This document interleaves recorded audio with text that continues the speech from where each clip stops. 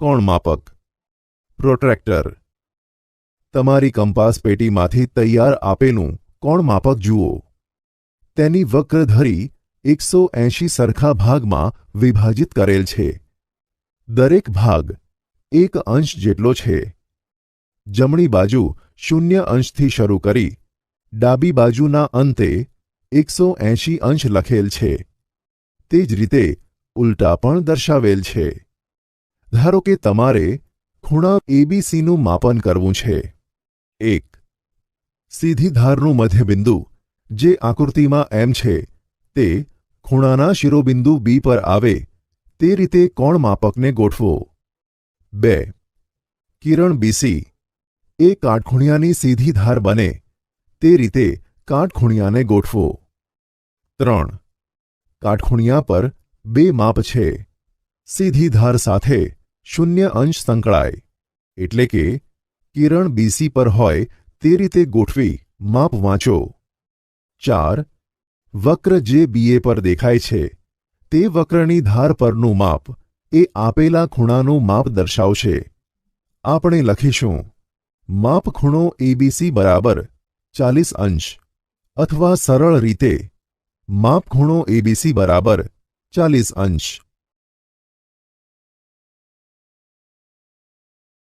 લંબ રેખાઓ perpendicular lines. વિદ્યાર્થી મિત્રો, 2 રેખાઓ એવી રીતે છેદે છે કે જેમના દ્વારા રચાતો ખૂણો 90 અંશનો હોય તો આ રેખાઓને લંબ રેખાઓ કહે છે. જો રેખા એબી એ રેખા સીડીને લંબ હોય તો આપણે રેખા એબી લંબ રેખા સીડી લખી શકીએ. જો રેખા એબી લંબ રેખા સીડી હોય તો તેને આપણે આ રીતે પણ લખી શકીએ. આપણી આસપાસની લંબરેખાઓ. લંબરેખાઓ કે લંબરેખાખંડ જોવા મળતો હોય તેવી આપણી આજુબાજુની ઘણી વસ્તુઓના ઉદાહરણ તમે આપી શકો. અંગ્રેજી મૂળાક્ષર કેપિટલ ટી તેમાંનો એક છે. પોસ્ટકાર્ડની 2 ધાર જુઓ. બંને ધાર પરસ્પર લંબ છે. ચાલો રેખાખંડ એબી લઈ તેના મધ્યમાં એમ લખો. રેખાખંડ એબીને લંબ હોય તેવી એમમાંથી પસાર થતી રેખા એમએન દોરો. શું રેખા એમએન એ રેખાખંડ એબીને દુભાગે છે? તે રેખાખંડ એબીને 2 સરખા ભાગમાં વહેંચે છે જે રેખાખંડ એબીને લંબ છે. તેથી આપણે કહી શકીએ કે રેખા એમએન એ રેખાખંડ એબીનો લંબ દ્વિભાજક છે એટલે કે પરપેન્ડિક્યુલર બાયસેક્ટર છે.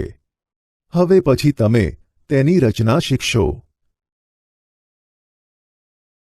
ત્રિકોણનું વર્ગીકરણ. વિદ્યાર્થી મિત્રો, બહુકોણને સૌથી ઓછી કેટલી બાજુઓ હતી તે તમને યાદ છે? તે ત્રિકોણ છે. ચાલો આપણે જુદા જુદા પ્રકારના ત્રિકોણ જોઈએ. ત્રિકોણના ખૂણાના માપ. ખૂણા વિશે તમે શું કહી શકશો? બાજુઓના માપ. એ 60 અંશ 60 અંશ 60 અંશ. બધા ખૂણા સરખા છે. બધા સરખા. બી 60 અંશ 90 અંશ 30 અંશ. બધા ખૂણા જુદા છે. બધા જુદા. સી 70 અંશ 40 અંશ 70 અંશ. 2 ખૂણા સરખા છે. 2 બાજુ સરખી. ડી 45 અંશ 90 અંશ 45 અંશ. 2 ખૂણા સરખા છે. 2 બાજુ સરખી. ઈ 80 અંશ 70 અંશ 30 અંશ.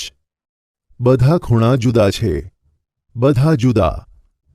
વિદ્યાર્થી મિત્રો, ખૂણા અને ત્રિકોણોને ધ્યાનથી જુઓ અને તેમની બાજુઓને કાળજીપૂર્વક માપો.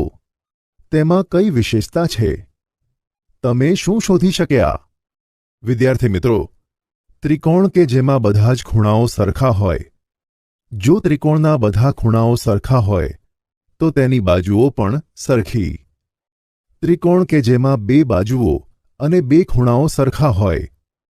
જો ત્રિકોણની બે બાજુઓ સરખી હોય તો તેને બે ખૂણા સરખા હોય, અને જો બે ખૂણાઓ સરખા હોય તો બે બાજુઓ સરખી હોય.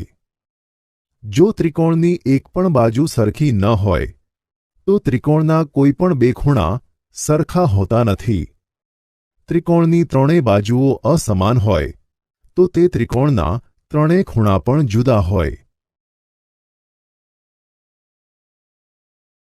બાજુઓને આધારે ત્રિકોણના માપ. જે ત્રિકોણની ત્રણ બાજુઓ સરખી ન હોય તેને વિષમબાજુ ત્રિકોણ કહેવાય. જે ત્રિકોણમાં બે બાજુઓ સરખી હોય તેને સમદ્વિબાજુ ત્રિકોણ કહેવાય. જે ત્રિકોણમાં ત્રણેય બાજુ સરખી હોય તેને સમબાજુ ત્રિકોણ કહેવાય. વિદ્યાર્થી મિત્રો, અગાઉ ત્રિકોણની બાજુઓ તમે માપી છે. તે ત્રિકોણનું આ વ્યાખ્યાને આધારે વર્ગીકરણ કરો. હવે જાણીએ ખૂણાને આધારે ત્રિકોણના પ્રકાર. 90 અંશ કરતાં દરેક ખૂણો નાનો હોય તે ત્રિકોણને લઘુકોણ ત્રિકોણ કહેવાય. જો ત્રિકોણમાં કોઈ એક ખૂણો કાટખૂણો હોય તો તેને કાટકોણ ત્રિકોણ કહેવાય. જો ત્રિકોણમાં એક ખૂણો 90 અંશ કરતાં વધુ હોય તો તેને ગુરુકોણ ત્રિકોણ કહેવાય. ચતુષ્કોણ. વિદ્યાર્થી મિત્રો, યાદ કરો કે ચતુષ્કોણ એ ચાર બાજુઓ ધરાવતો બહુકોણ છે. 1. બે અસમાન લંબાઈની દિવાસળીઓને તેમના છેડા એકબીજીને અડકે તેમ ગોઠવો. બીજી બે દિવાસળીઓ લઈ જોડેલી દિવાસળીઓના ખુલ્લા છેડા છે ત્યાં મૂકો. બંધ આકૃતિ શું દર્શાવે છે? તે એક ચતુષ્કોણ છે જે અહીં જોઈ શકાય છે. ચતુષ્કોણની બાજુઓ રેખાખંડ AB, રેખાખંડ BC, રેખાખંડ CD, રેખાખંડ AD. ચતુષ્કોણને ચાર ખૂણા છે. તેઓ ખૂણો BAD, ખૂણો ADC, ખૂણો DCB અને ખૂણો ABC તરીકે આપેલા છે. રેખાખંડ BD એ વિકર્ણ છે. બીજો વિકર્ણ કયો છે? રેખાખંડ AC. વિદ્યાર્થી મિત્રો, તમારી કંપાસ પેટીમાં બે કાટખૂણિયા છે. એક 30 અંશ 60 અંશ 90 અંશનું કાટખૂણિયું અને 45 અંશ 45 અંશ 90 અંશનું કાટખૂણિયું. તમે તમારા મિત્ર સાથે મળી આપેલી પ્રવૃત્તિ કરો. એ 30 અંશ 60 અંશ 90 અંશ ધરાવતા બે કાટખૂણિયા લઈને તેમને આકૃતિમાં દર્શાવ્યા પ્રમાણે ગોઠવો. તમે રચેલા ચતુષ્કોણનું વર્ણન કરી શકશો? તેના દરેક ખૂણાનું માપ 90 અંશ થશે. આ ચતુષ્કોણ એ લંબચોરસ છે. એક વધુ લંબચોરસનો એક વધુ ગુણધર્મ. તમે જોઈ શકશો કે સામસામેની બાજુઓની લંબાઈ સરખી છે. બી 45 અંશ 45 અંશ 90 અંશ ધરાવતા કાટખૂણિયાની જોડનો ઉપયોગ કરો તો તમે બીજો ચતુષ્કોણ મેળવી શકશો. તે ચોરસ છે. તેની બધી બાજુઓની લંબાઈ સરખી છે. ખૂણા કાટકોણ છે અને વિકર્ણ એકરૂપ છે. સી. જો તમે 30 અંશ 60 અંશ 90 અંશના કાટખૂણિયાને જુદી જુદી સ્થિતિમાં ગોઠવશો તો તેથી સમાંતર બાજુ ચતુષ્કોણ મળશે. તમે કહી શકશો કે સામસામેની બાજુઓ સમાંતર છે. શું સામસામેની બાજુઓ સરખી છે? હા. શું વિકર્ણો એકરૂપ છે? ના. ડી. વિદ્યાર્થી મિત્રો, જો તમે કાટખૂણિયા 30 અંશ 60 અંશ 90 અંશના ચાર સેટનો ઉપયોગ કરશો તો તમને સમબાજુ ચતુષ્કોણ મળશે. ઈ. જો તમે કાટખૂણિયાના કેટલાક સેટનો ઉપયોગ કરશો તો તમે બાજુમાં આપેલ એક આકાર બનાવી શકશો. અહીં એવો ચતુષ્કોણ છે કે જેની સામસામેની બે બાજુઓ સમાંતર છે. તે સમલંબ ચતુષ્કોણ છે. બહુકોણ. વિદ્યાર્થી મિત્રો, અગાઉ તમે 3 અને 4 બાજુઓવાળા બહુકોણ, જેને ત્રિકોણ અને ચતુષ્કોણ તરીકે ઓળખવામાં આવે છે, તેનો અભ્યાસ કર્યો. આ બહુકોણના વિચારને આગળ વધારીને વધુ સંખ્યાની બાજુઓવાળી આકૃતિઓનો અભ્યાસ કરીએ. તેમની બાજુઓની સંખ્યાને આધારે આપણે આ બહુકોણનું વર્ગીકરણ કરવાનો પ્રયત્ન કરીએ. બાજુઓની સંખ્યા. નામ. ઉદાહરણ: 3 ત્રિકોણ, 4 ચતુષ્કોણ, 5 પંચકોણ, 6 ષટકોણ, 8 અષ્ટકોણ. વિદ્યાર્થી મિત્રો, તમે તમારા રોજિંદા જીવનમાંથી ઘણા આ પ્રકારના આકારો શોધી શકો છો.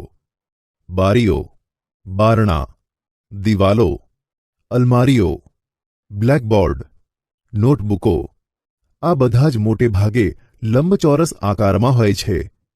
ભોંયતળિયાની ટાઇલ્સ લંબચોરસ અથવા ચોરસ હોય છે. ત્રિકોણ બનાવવાનો સામાન્ય અભ્યાસ પણ ઇજનેરી બાંધકામમાં ખૂબ જ ઉપયોગી છે. ત્રિપરિમાણીય આકારો. વિદ્યાર્થી મિત્રો, અહીં કેટલાક આકાર છે. તે તમે તમારા રોજબરોજના જીવનમાં જુઓ છો. દરેક આકાર ઘન છે. તે સપાટ આકાર નથી. દડો ગોળ છે. આઈસ્ક્રીમ એ શંકુની રચનામાં છે. આ કેન એ નળાકાર છે. આ પેટી લંબઘન છે.